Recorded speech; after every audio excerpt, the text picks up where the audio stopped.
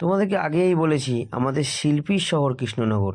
আর এখানকার শিল্পীদের হাতে শিল্পকলা তোমরা দেখতেই পাচ্ছ, কত সুন্দর সুন্দর মিষ্টি সরস্বতী প্রতিমা। তা আমি চলে গেছিলাম কালকে দুপুরবেলা খাওয়া দাওয়ার পর, হাঁটতে হাঁটতে টুকটুক টুকটুক করে শিল্পী বাবু পাল মহাশয় স্টুডিওতে।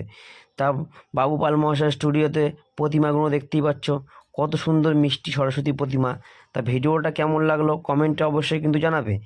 আর এখানকার সবথেকে বড় কথা, এক একটা প্রতিমা এক একটা রূপে এক এক রকম সুন্দর সাজে সজ্জিত হয়।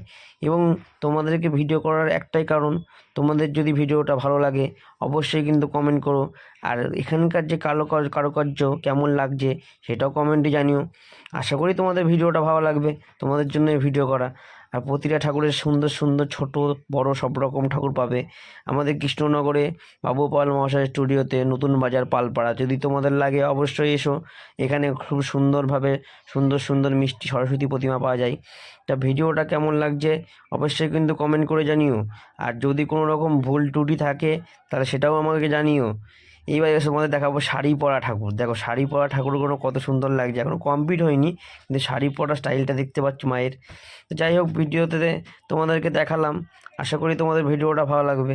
আর ভিডিওটা ভালো লাগলে অবশ্যই আমার চ্যানেলটাকে সাবস্ক্রাইব করে নিও, আর পাশে থাকা লাল বেল আইকনটাকে প্রেস করে দিও আর নতুন নতুন ভিডিও পেতে। তা ভিডিওটা এই অবধি শেষ করলাম, সবাইকে টাটা বলে বন্ধুরা এইখানে ভিডিওটা শেষ করলাম।